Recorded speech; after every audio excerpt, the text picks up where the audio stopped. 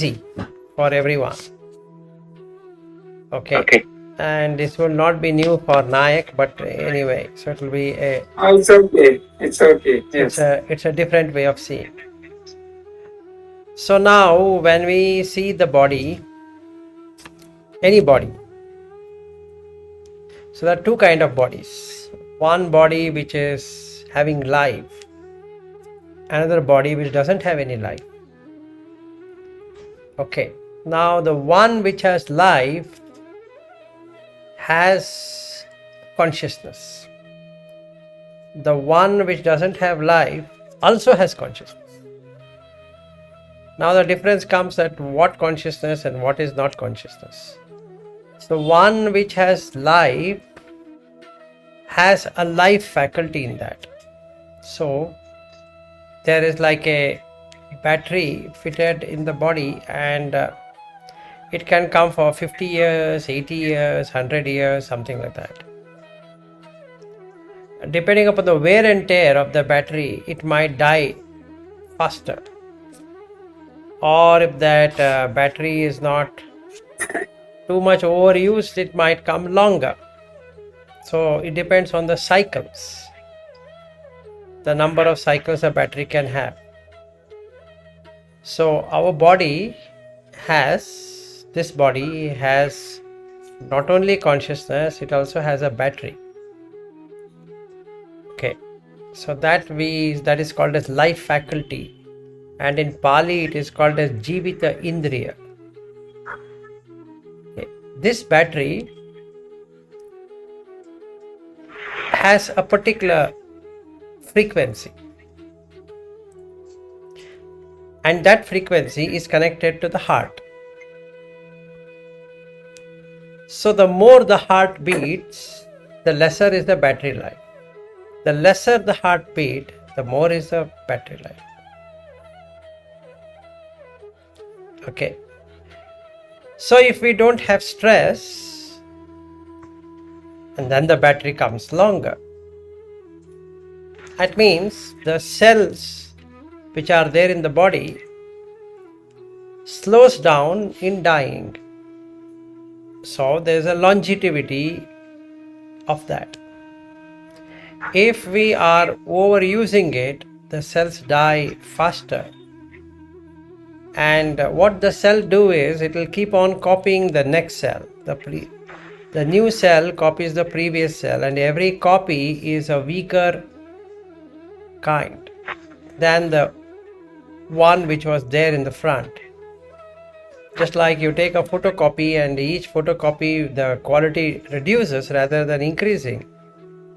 And the same thing happens with these cells. So you will have inferior versions of the same thing. Except for the heart, where you have the pacemaker cells which don't change till death. All other cells change. So the red blood cells stay for 120 days. And after that, it ends. And some of the cells commit suicide because they know that they have to die. So they commit suicide and die. So something like that. So this battery, fitted battery, you can give it up and you'll die instantly. Just like what Buddha did. He gave up the Jivit Indriya and said that I am going to live for another 3 months. So he gave up. And he said, okay, now I'm donating off this Jivit Indriya. I don't require it. Anyway, I completed my journey. So then Ananda says that, hey, why you gave it? You should have kept it. And then Buddha says that, I asked you 4 times. Should I extend? And you didn't say anything. So now that I have given it, I can't take it back. So that's gone. In the same way, each one of us have this battery. And this battery will not last long. It has cycles. So the more the cycles, the lesser is the life. And the more the life, lesser the cycle. So just like the laptop have a battery, if you keep on charging it, it will die. The mobile has a battery, you keep on charging, it will die. If we have greed and hatred and delusion, raga, dvesha, moha, this will eat away the battery. The more the battery it eats, the worse it gets. So the person becomes aged soon and then dies. So 3 things then in this body. One is this physical body, which is pure solid material. Solid in the sense, not the solid as a look. It's just a matter. And matter has 4. One is the earth element or the earth dhatu or quality, and the water dhatu or quality of water, air and fire. 4. And this is there everywhere in nature. So this is what it is made up of. And then it has senses. To sense. So the living being, if we were to call, when compared to a tree or a plant or a creeper or something like that, they don't have the senses. They have only conscious experience, awareness. So what they do is they just become aware of photosynthesis, the light coming, and wherever the light comes, it automatically goes that side. Okay. So the plant or the tree or the twigs or whatever it is, or creepers, they keep on going where it should go. Wherever the light is, they go that way. So if you were to pluck the flower, or you pluck the fruit, or you pluck the leaf, or whatever you pluck, they become aware. They feel it, but there are no sense. If they had senses, they would have ran away. They wouldn't have given you let's say a mango tree wouldn't have given you the mango fruit. It would have thought, oh, this person yesterday took this mango, why I should give it to him today? I will not give it to him. So it can think. So the faculty of thinking is there in all sentient beings. So when we say sentient beings, it means the 6 senses. Okay, so from a bacteria onwards, it has senses. It can sense the danger, and it will try to save itself from dying. That is the beauty of that. So basically what is really happening, if we were to see, is that you have these elements, you have jivitindriya, you have the ayatana or the senses, and then you have vijnana, the consciousness. So the consciousness is there everywhere. There's a conscious experience. But the mind distorts that experience into something different. So now I feel that I am Vilas, and everyone feels the same about themselves. That is the difference. And the I gets created, not EYE, I. Now when that happens, there's a feeling, the feeling of a person, the feeling of seeing, the feeling of hearing, the feeling of tasting, the feeling of touching, the feeling of smelling, and the feeling of thinking. And with this 6 comes the perception. It's like what is called as intellect. It knows, it grasps to that. So if there is a pleasurable feeling, it grasps the pleasurable feeling. If there is a painful feeling, it grasps the painful feeling, and it symbolizes that this came from a pleasure, this came from pain, and this came from neutral. That is, it could not have any kind of pleasurable feeling or a painful feeling. So it knows that, oh, I didn't get any feeling. So the perception is based upon what I feel. So one feels and one perceives. So basically, if we see, based upon the rupa, which is the form, there is a typical kind of feeling. It can be a painful feeling or a pleasurable feeling or a pleasant feeling, an unpleasant feeling. Based upon that feeling, there's a perception of the feeling. If there is a perception of the feeling in the feeling itself, then I should do something to hold on to that pleasure and remove the pain. So that action which I want to take, a volitional action, or I create a choice, and that one is called sankhara.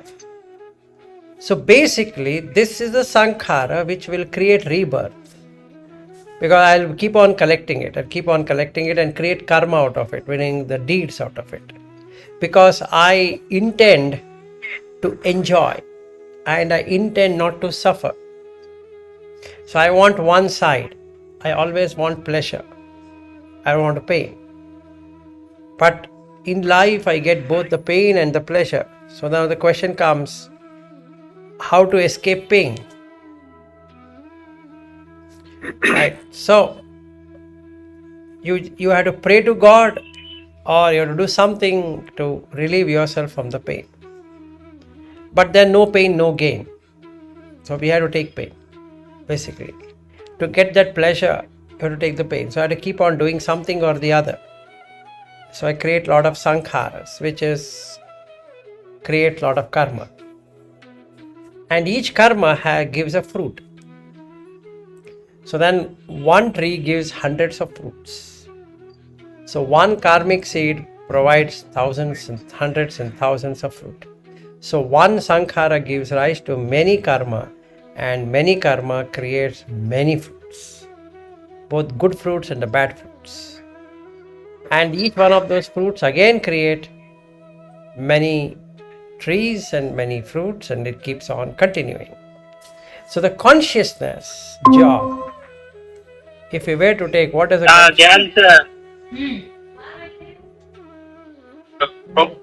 yes, Sadajiva, go ahead. He's in the train, so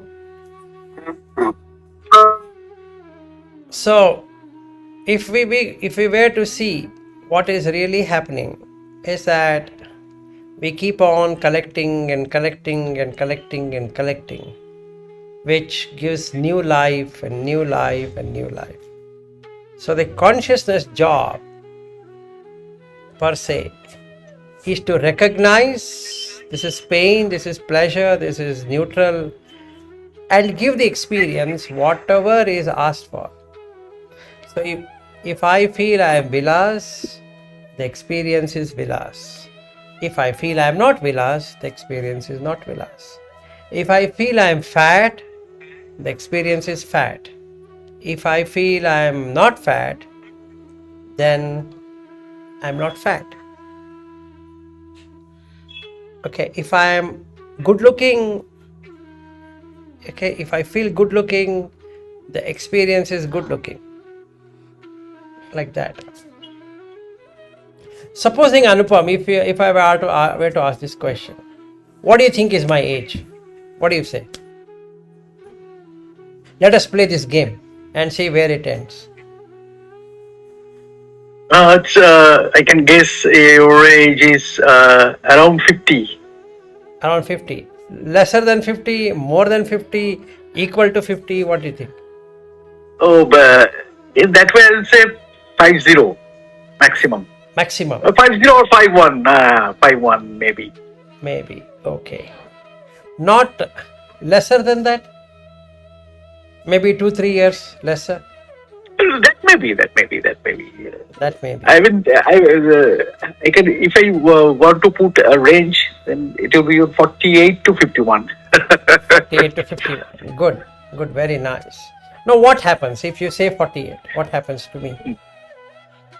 If I am 45 and you say 48, what happens to me? Just think, what happens? You will think that you look more aged than your real age. Exactly. So what happens? Simply is that. The dukkha starts. Dukkha starts. The unhappiness starts. What if I'm 40 and you are saying I'm 51? It's even more dangerous now, because at least 48, you are saying 51, 3 years, it's okay. What if I'm just 40? I've just reached 40 and you are saying I'm 51. So what is the next thing I'm going to do? I'm going to ask you, how did you come to that opinion? What made you say that I'm 48 to 51? What do you think? That's from our present experiences. No, you would have looked something in my face and then you made an assessment. What did you see to make that assessment? The skin and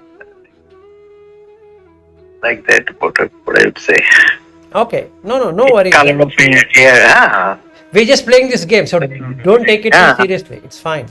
So it's a game, huh? Skin. So my skin is soft. I think so. What do you feel? Yeah, that's right. I don't have any wrinkles anywhere on the face.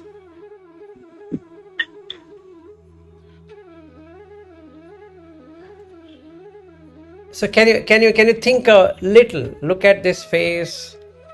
I know I don't have hair, so that might be one of the factors for you. Maybe that may be the reason. Forgetting the hair, only taking this face, what would you now make out? 45. 45. Okay. Think even more. You can see at the eyes and the wrinkle areas. If I could bring my face slightly near the camera. Not less than 42.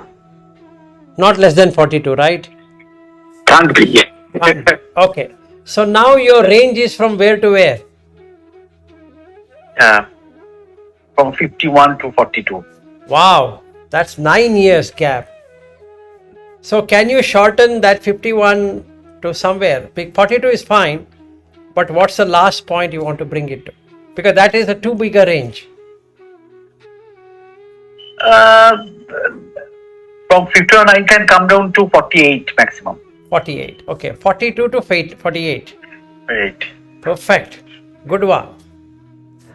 Okay, what you just now did is a perception. Yeah. 100%, right? Perception. And now as you perceived, the consciousness tried to give you that answer that he should be at this age. So you kept on perceiving and you get a conscious experience. Now didn't you get a conscious experience that I might be 42? Right? Correct. Now if I say, what is my real age? What would happen? Nothing will happen. Something is going to happen to you now. Something is going to happen to you. You can't say nothing is going to happen. If I say you my actual age, then what is going to happen to you is, inside your mind, you start to think, how did you go wrong? Oh, that may be. How did you evaluate like that? How did you accept? Or you would be surprised. I never expected like this. Wow. Or the positive side or the negative side, but you wouldn't expect like that. Right? So that is what is going to happen. So when that happens, it changes your perception. So the perception what you're holding is not true at all at any point in time about anyone. So your conscious experience is also not true because your perception is not true. So your conscious experience also cannot be true. If your conscious experience cannot be true, how can you believe that feeling is true then? Whatever you're feeling is true.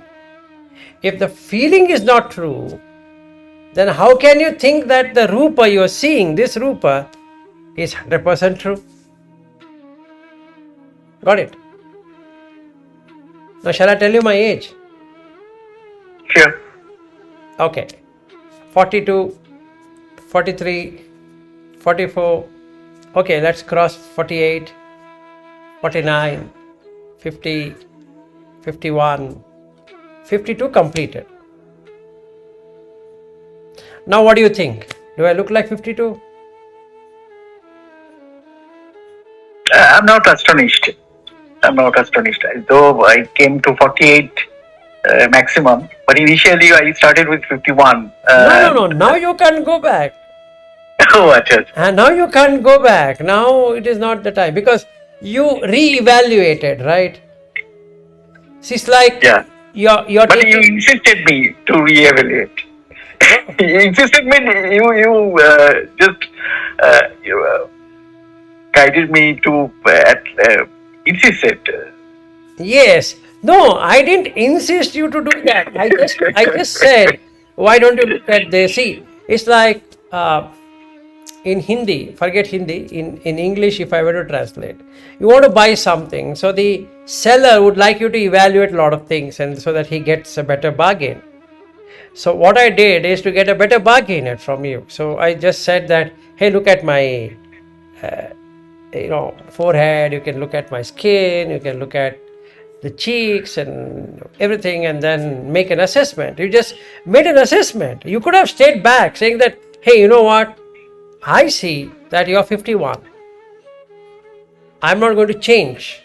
No matter what you tell me, I'm not going to change. But you changed it. I can give you 100 things, but the change is done by you. Yeah. Okay. That's true. Don't worry. Now, whether you're astonished or you're not astonished, the problem is you can't believe any one of these. You can't believe the feeling you got, you can't believe the perception you got, you can't believe your action, and you can't believe the consciousness. Because the consciously you felt while you evaluated and changed it. He should be 48. Okay. Some people nowadays at 42 also become like this.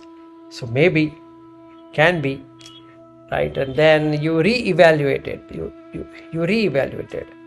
Now 48 to 51 is not much. 48 to 52 is also not much. But do I really look like 52? Is my question. Now you will again start re-evaluating. That means in life, we keep on re-evaluating everything, every moment, because it's a word called anicca. Okay, it's uncertain. You cannot be certain about anything, number one. Number two, anything that arises passes away. So if the hair had arisen on my head, it will pass away. Nothing that I can do about it. Nothing can anybody do about it. Like, you have got grey moustache and a grey beard. You did not ask for it. It just grew like that. Just like if you look at a tree, there are a lot of leaves, and the leaves turn yellow and they turn brown and fall down. In the same way, the hairs will turn white and whatever it is, and then it falls down. Some of the black thing also falls down, some of the white thing also falls down. So nothing you can say will go as you perceive. Nothing will go as you think, as you feel. I am feeling 52, right? And somebody who is fond of me will say, Vilas, you're 52, you're unbelievable. I thought you're 40. And a person who doesn't like me, he'll say, 52, I thought you're a 65-year-old person. Now, if somebody says 65, I'll commit suicide. If somebody says 40, I feel, wow, what a great thing. Because I take this body to be mine. Okay, I take the feeling to be mine. I take the perception to be mine. I take the volition or choices or preparation or whatever I want to call that as in English. I prepare to do something about it, right? I look smart. So I have to prepare myself. So I dress well, I showcase and all that. And even then the people don't appreciate me, then what I'm going to do? I should some more prepare. Okay. So these preparations are the one which are the seed for the next existence. Because I'm not happy with the things they are. I want it to be the way I want it to be. So let's say I need a hair. So somebody says, Vilas, you look pretty young, but except for these hairs. Why don't you get your hair transplant? What do you think? I feel, yes, it makes sense. It makes sense. I already have a black hair. I don't have any gray hairs. I have not painted it. It's like that only. So now I feel, I've got black hair. So now if I were to make my hair weaving, it looks pretty young. Because I love my body. So if I love my body, I love my feelings. If I love my feelings, I love my perception.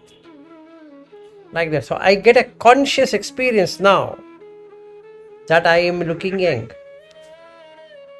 No matter what anybody says to me, Vilas, you're not looking young. But as far as I am going, I look pretty young. Because old age is closer to death.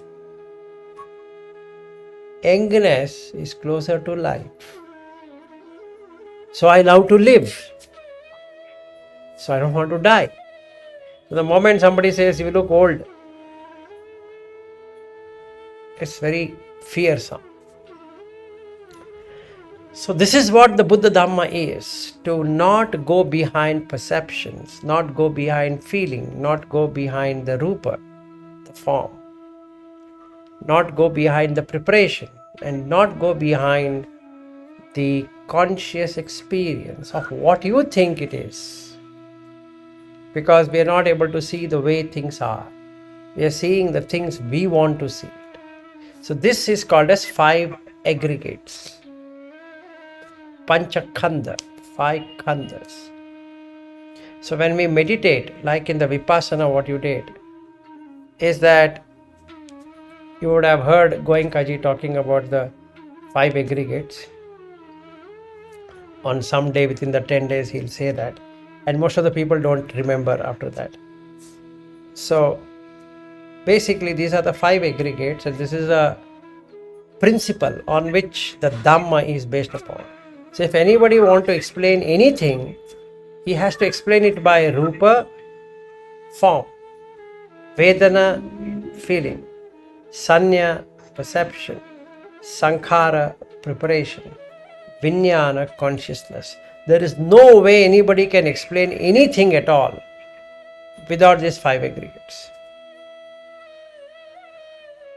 If you want to explain, you have to do like this. You have to say, I have got 6 senses, which is going to have a feeling. Now I have 6 senses, so you're going to perceive. Now I have 6 senses, so you're going to prepare those 6 senses to see the way you want to see it, hear the way you want to hear it, smell the way you want to smell it, taste the way you want to taste it, touch the way you want to touch it, think the way you want to think. And then you want to go do it, so you should have a conscious experience of that. So I have a conscious experience. So in a nutshell, I just said what is Buddha Dhamma using this example. So now I am 52-year-old or a 32-year-old or a 82-year-old, it doesn't really matter. Why? Because if I am an entry-level person into Buddha Dhamma, I take this to be mine. So now the dukkha starts. Because the form is changing. And the feeling is changing. See, you said 42. I was so happy. Actually, I loved it when you said 42. Wow, great. And if you had said to me, Vilas, you're 52. Oh my God. You look like 42. Today, I would have had some good milk with nice sugar. But you didn't say, I'm not astonished. You actually broke my heart. Even for the sake of it, you would have said, Vilas, you look so young.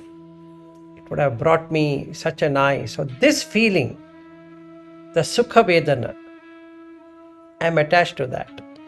There's a raga to that. And the Dukkha Vedana, that means you did not have a astonishment. It's a Dukkha Vedana for me. For you it is nothing, that's okay. But for me, you would have helped me, right? You would have said, hey Vilas, you look so young. That word would have made me really young in the heart. Not this body. But it would have made me young in the heart, in the mind. You would have made it look young, but you didn't say anything. It's very disheartening to note. But what to do? I can't change your view. So, if I want to have a blissful experience, I should not take the body as mine. I should not have feeling as mine. I should not have perception as mine. I should not have the preparations as mine. I should not have consciousness as mine. The consciousness as in this sixth consciousness. Sight with the object I am seeing. Sound the object I am hearing. Taste the object I am tasting. The smell the object I am smelling. And the body with the object I am touching. And the mind the object I am thinking. Or just that image which is coming on the mind sense door. So I should not be taking that. If I don't take it, instantaneously, at the very moment, you will have an experience which is known as nibbana. It's cooling down of the entire six senses. No grasping. If there is no grasping, you are released. So it's just observation, just witness. And when you are witness to everything that is happening. Not to you, to the body, to the feeling, to the perception, to the preparation, and to this vijnana or consciousness which is distorted. Basically, it is a distorted consciousness. It's not a pure consciousness. It's a distorted consciousness. It's a distorted experience. So you're changing that experience into the proper experience. That's it. So you can ask questions now. Now you have a... No, for today it's okay. But I don't have to ask anything. And then in that case, we finish the whole bird's eye view of the Buddha Dhamma. At least, what do you think? Is it easily understandable how this whole thing is? Okay. Of course, in a nutshell, it's okay. Okay, nice. Nayak, you have anything to discuss? No, you explain it, in very, very fruitful way, understandable way, and that is it. That is the Buddha Dhamma. So you have to. Everything is within you, within this five skandha. Yes. Nama Rupa. Nama Rupa, yes. Yes. So you don't have to go anywhere else to learn Buddha Dhamma. So look at this five skandha. So all Dhamma is there. Right. As you explained, yes. So whether I'm 42 or 82 or 22, it doesn't really matter. All that matters is either I'm feeling this as mine. If right. Yes, already the dukkha has taken over. Because the aging is to the body, but I am getting aged. I'm feeling I'm getting aged. I'm perceiving the age. I'm preparing not to get aged. You see this fun. I don't want to get aged. So what I do? I go to the market, and buy hair dye, which I will put into the moustache and the hairs, and then go to another place and get a hair weaving done, completely filled with hair, or put a wig so that it covers up everything. It's nice. Then the teeth, Yes. I go and say that teeth is, can you realign the teeth? It looks, I want a nice looking teeth. So he says, no, you have to go for an operation. Say, whatever it is, do it. Then they say your skin is not that silky. Okay, so what else can be done? So make the skin better, feel better, because I love this body. Because the feeling I'm getting is Sukha Vedana. That I can't leave. That Sukha. And that is the Raga. So the problem of rebirth is Raga, the desire. And we all have desire for that nice feeling. And we don't want unpleasant feeling. So we always have a pleasant and unpleasant, pleasant and unpleasant. As soon as unpleasant comes, we want to make it into pleasant. So keep on preparing something to make it pleasant. So somebody dies and I go and say, very sorry to hear. And that's it. I am not going to die. Somebody died. You know, if you go to anybody who is dead, there were 3 questions which are asked. How did he die? Heart attack. Oh, how did heart attack? Was he smoking? Was he drinking? Was it this? Having diabetes? Have this? Blah, blah, all that. Then I console myself that I don't have diabetes. I don't have hypertension. I don't have cholesterol problem. And I take care of my diet. So I will not die.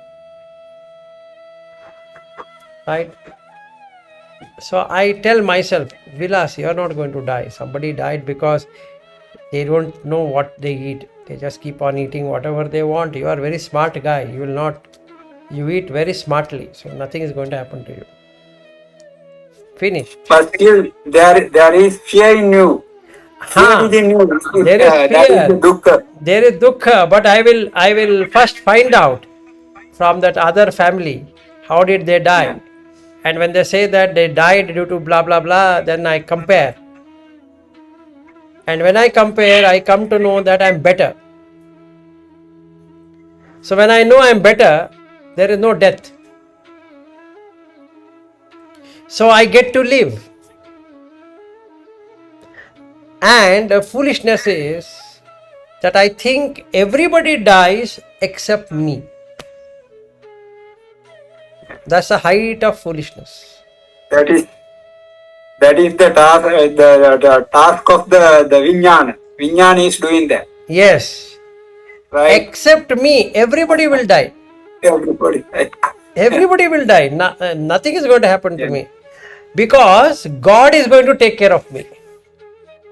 I believe in God. See, God, every day morning, I prostrate 3 times. Then in the afternoon, I again prostrate. In the evening, I prostrate 5 times. So in the morning 3, in the afternoon 3, in the evening 5 times. 5 plus 3, 8 plus 3, 11 times. And I will also do fasting on some days. And I have not eaten non-veg. And God will praise someone who doesn't eat non-veg. And God also praises one who goes to temple or to mosque or to church or wherever he goes. Okay, this is another thing. Those who don't go, they will die soon.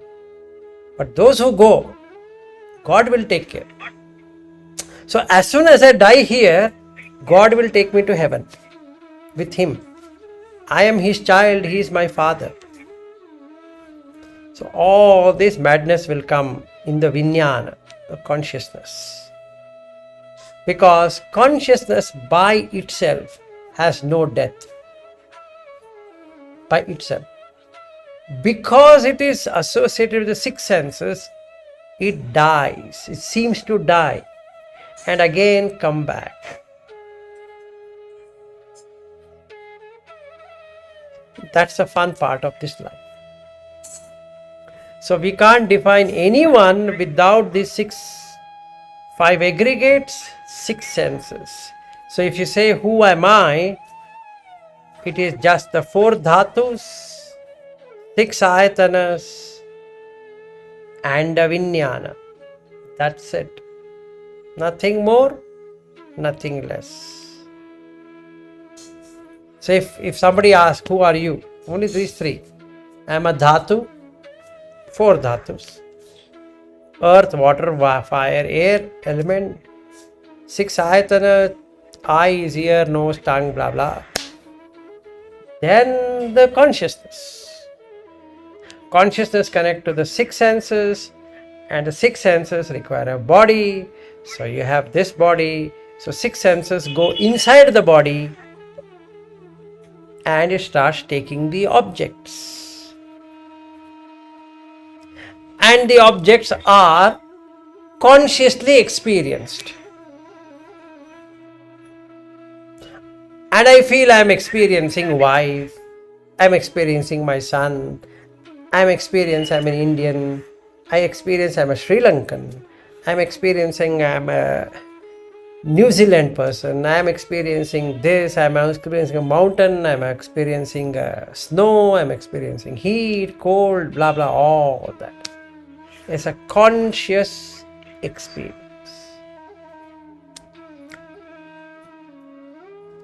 So we are done of today. A roundup of what is my self. This is called self.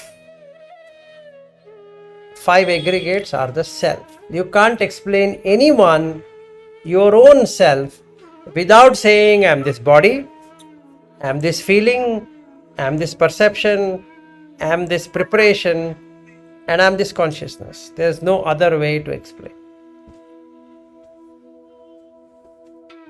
So, nibbana is when you don't take any one of these five aggregates. So, you are in nibbana. Why? Because you don't exist. There was never a you existing in the first place. So, leave all of this and just enjoy life. Okay, then, good night and see you on Monday. Okay. Good night. Thank you. Namo Buddhaya. Okay. Bye-bye. Tervan Sarna. Yeah, Tervan Sarna. Namo Buddhaya. Namo Buddhaya.